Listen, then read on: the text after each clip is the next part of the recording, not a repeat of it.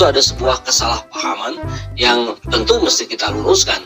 Jangan sampai itu menjadi sebuah gorengan baru yang tidak elok, karena berbicara batik tentu berbicara Indonesia. Nah, ini thumbnailnya NU garis lucu, kemudian di bawahnya sampaikan kebenaran walaupun itu kurang lucu. Ini yang disampaikan oleh Anies Baswedan ketika merespon cuitan dari NU garis lucu. Jarang-jarang nih Pak Anies merespon. Berarti ini dianggap sesuatu yang harus diluruskan. Kurang lebih begitu ya. Ada framing yang kemudian dibuat kalau Pak Anies menyatakan penggunaan batik itu adalah sebuah pelanggaran. Nah, kalau sampai di titik itu saja, maka tentu kita akan melihat bahwa potongan itu adalah potongan yang salah dari seorang Anies Baswedan. Kenapa menggunakan baju batik dianggap pelanggaran? Begitu ya. Padahal itu sudah menjadi tradisi, padahal itu sudah menjadi sebuah kebanggaan bangsa Indonesia. Padahal Anies Baswedan tidak berbicara dalam konteks itu, tapi berbicara tentang konteks perubahan, tentang konteks kemajuan.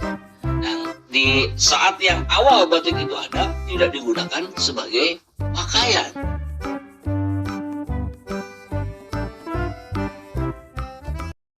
Jadilah pendorong perubahan kebiasaan. Kebiasaan diubah, kebiasaan didorong. Jangan jadi sekedar mengikuti kebiasaan.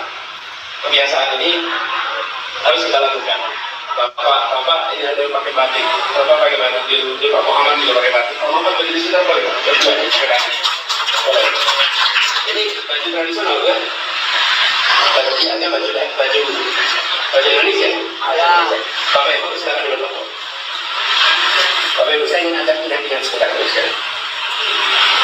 Baju laki-laki tradisional itu semua polos, Bapak Ibu. Ada tak baju laki-laki bergambar di masa lalu? Baju laki-laki itu polos. Kalaupun bergambar, di Jawa ada yang pakai luring. Kalau nggak polos putih, polos hitam, polos merah, benar tidak? Polos. Dan yang namanya batik itu dipakainya kain, Bapak Ibu. Batik itu dipakainya untuk sarung. Tidak ada orang pakai batik buat baju. Coba di sini tidak ada. Batik itu dipakainya untuk kain, lalu atasnya kebaya.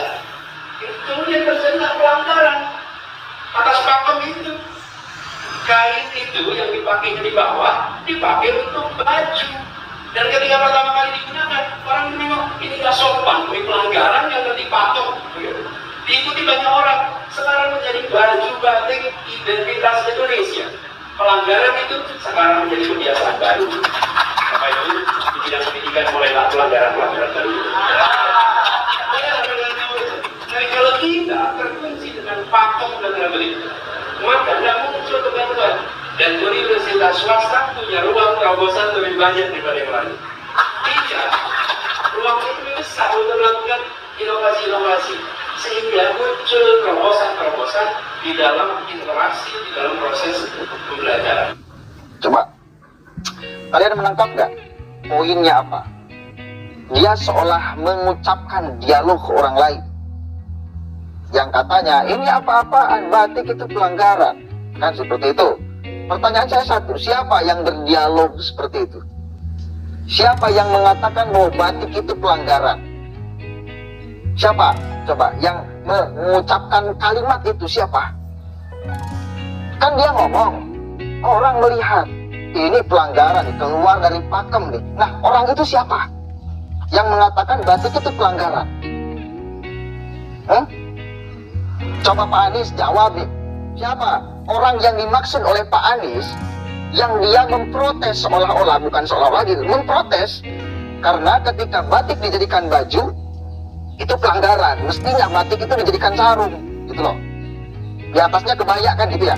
Nah, siapa orang yang mengucapkan bahwa batik ketika dipakai untuk baju itu pelanggaran, siapa? Atau Anda berimajinasi sendiri? Atau Anda berimajinasi sendiri? Mengambil seolah-olah orang memandang, orang melihat bahwa ketika batik dipakai untuk baju itu pelanggaran. Saya lebih curiga, dialog Anies itu bukan orang lain yang mengucapkan, tetapi Anies sendiri. Sekarang yang menciptakan dialog itu, yang mengeluarkan kalimat bahwa batik adalah pelanggaran. Kenapa tidak dikatakan perubahan? Batik semakin masif digunakan oleh rakyat, tampil dalam berbagai panggung fashion kelas dunia, dan juga memberikan kemanfaatan bagi masyarakat Indonesia. Kemarin saya kedatangan tamu mantan Perdana Menteri Australia, Pak Malcolm Turnbull. Saya siapin batik, saya minta beliau waktu bertemu dengan saya memakai batik yang sudah disiapkan Bu Iriana. Ternyata beliau pakai dan saya pangling karena memakai batik dan betul-betul